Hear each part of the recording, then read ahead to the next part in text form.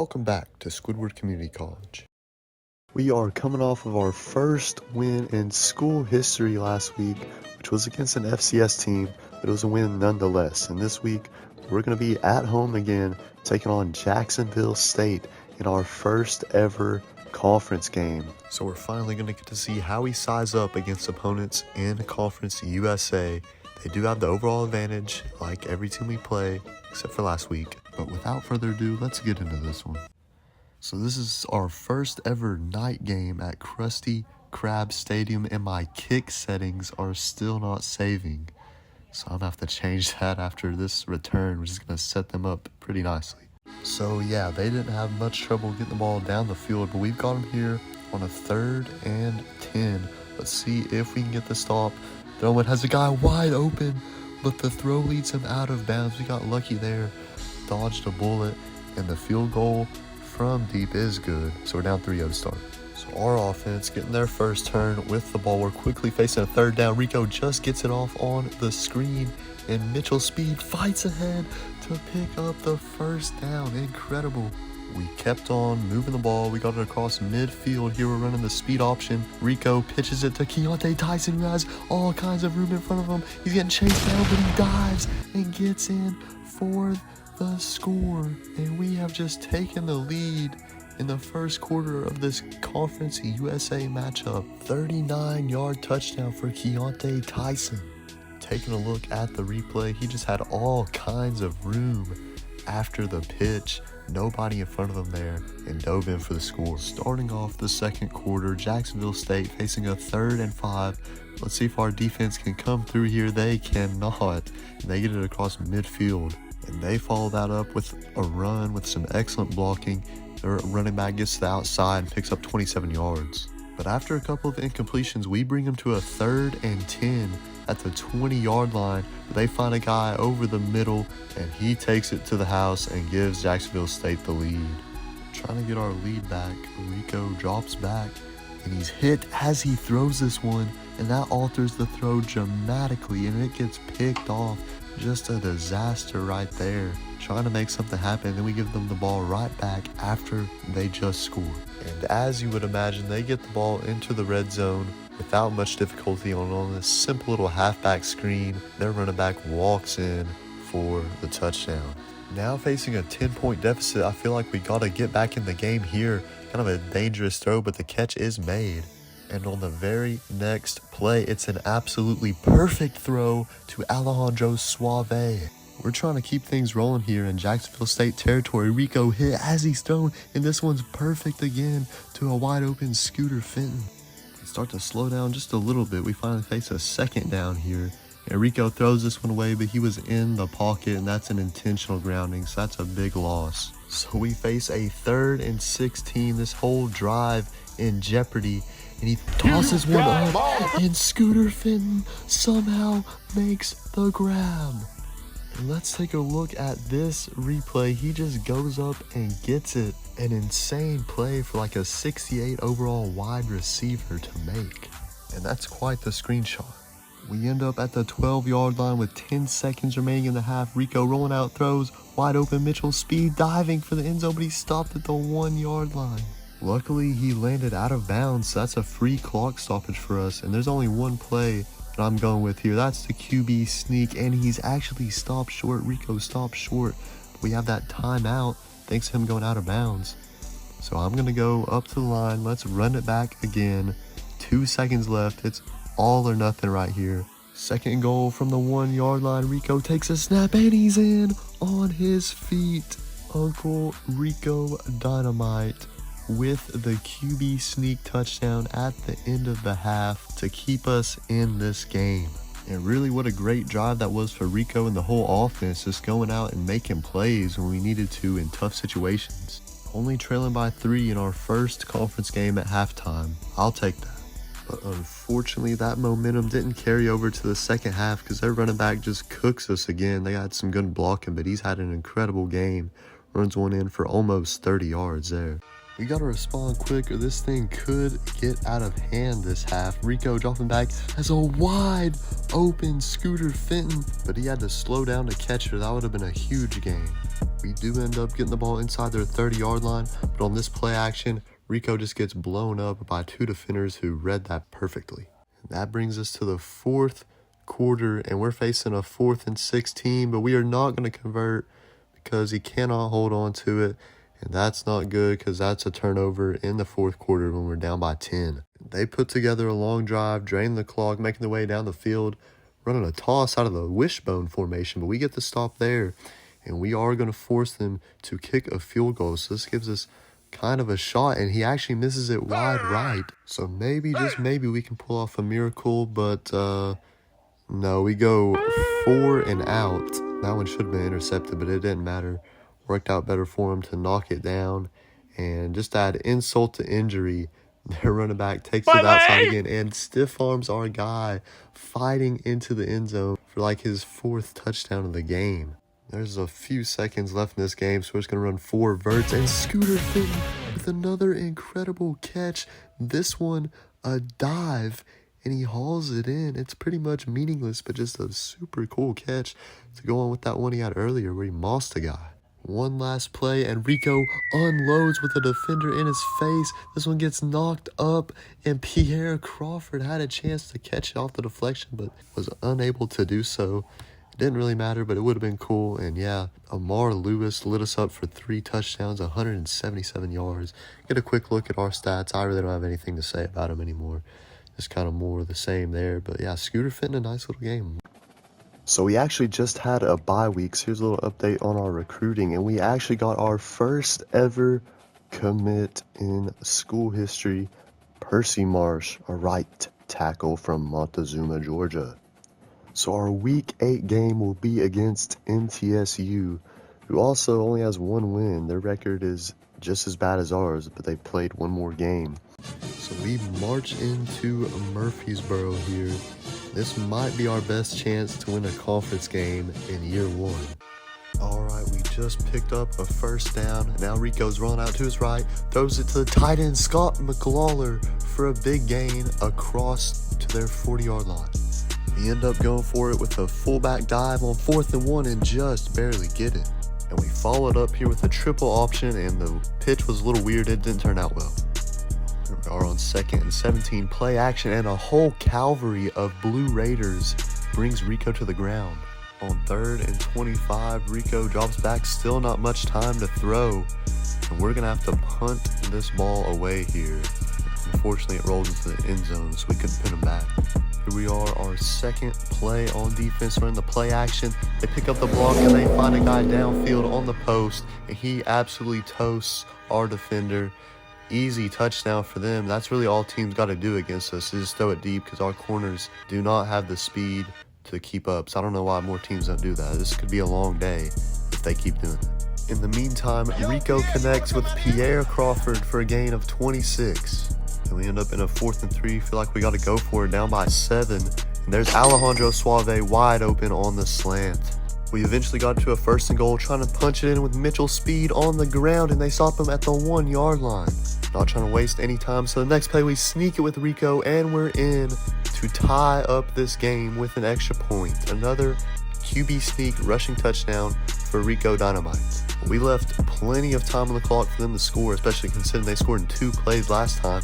But this time we actually get a sack for a loss of 11. So they're facing a 2nd and 21 with just over a minute to go in the pocket. Their quarterback rolls out, he throws, we have a guy there, but he completely whiffs.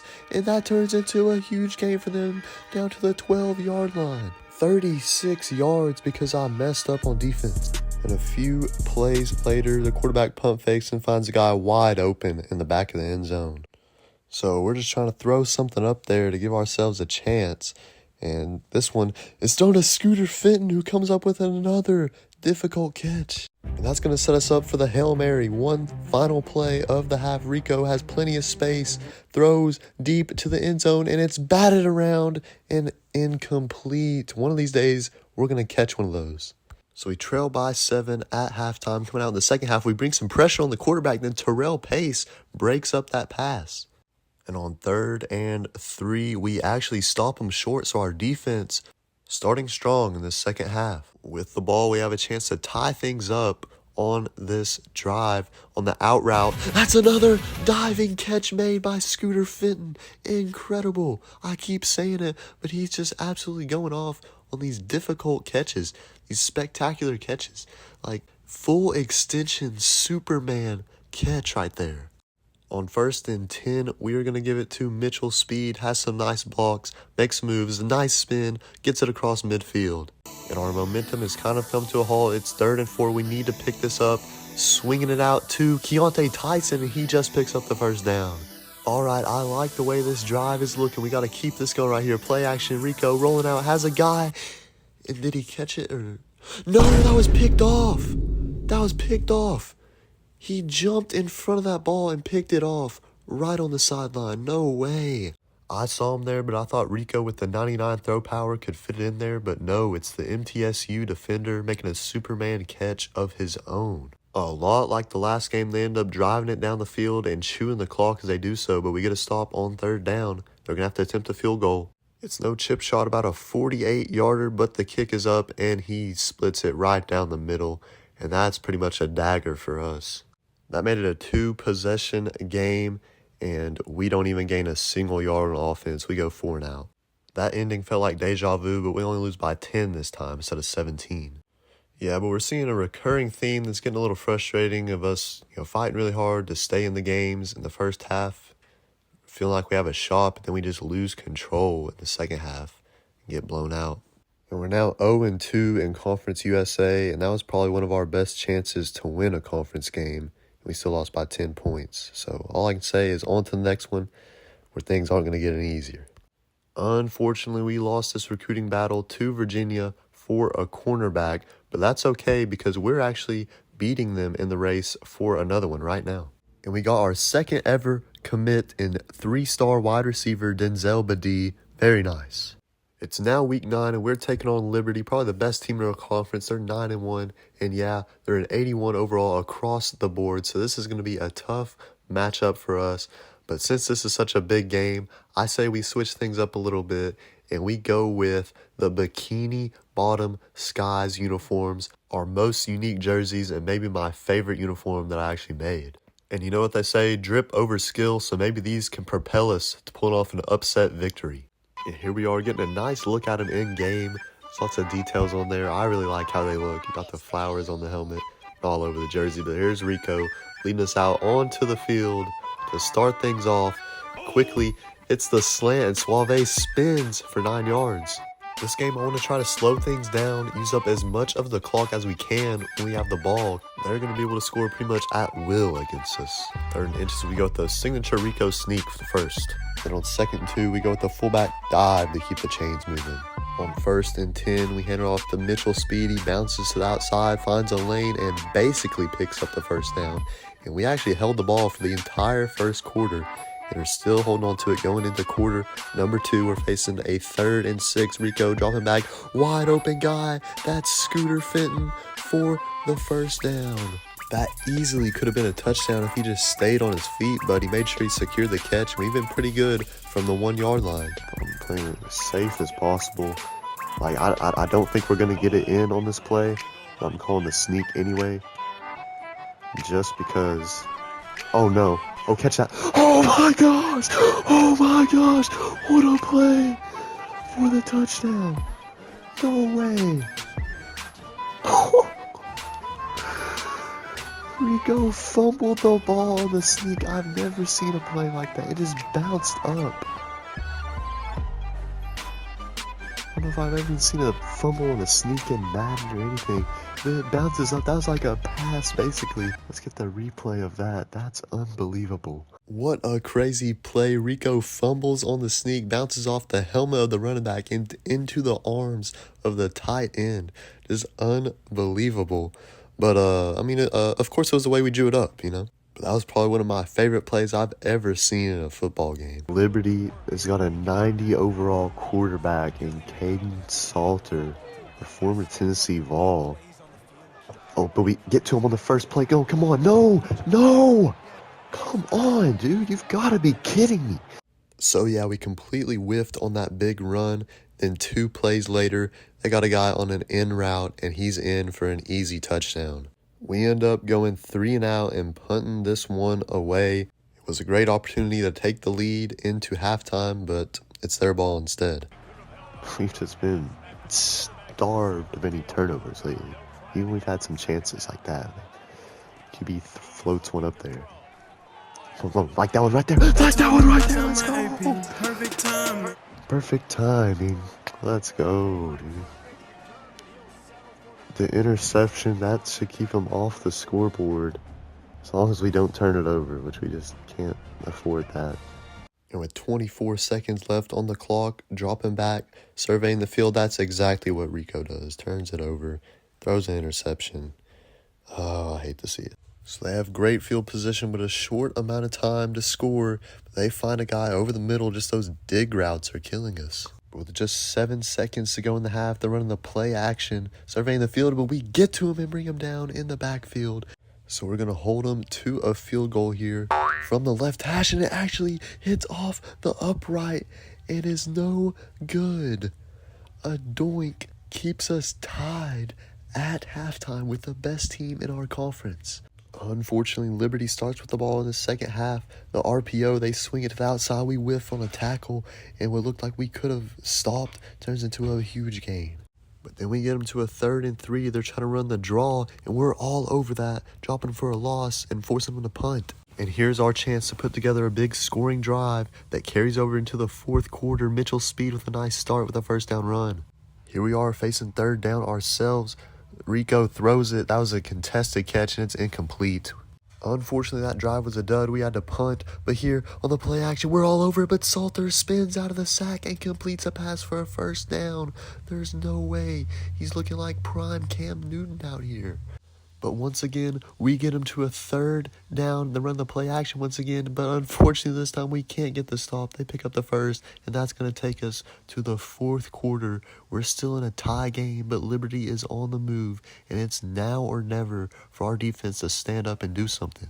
2nd and 2. Salter takes a snap and stands unaffected in the pocket, hits the check down, and that turns into a 12-yard gain. So they've got a fresh set of downs in the red zone. It's a read option. Salter keeps it, and we're making a 1-and-1 open field tackle, just barely able to bring him down there. That was a good start to this series on 1st down. Now Salter keeps it again. We're after him in the backfield. He weaves his way away from the defenders, and now he's taken off, and he's in for the score.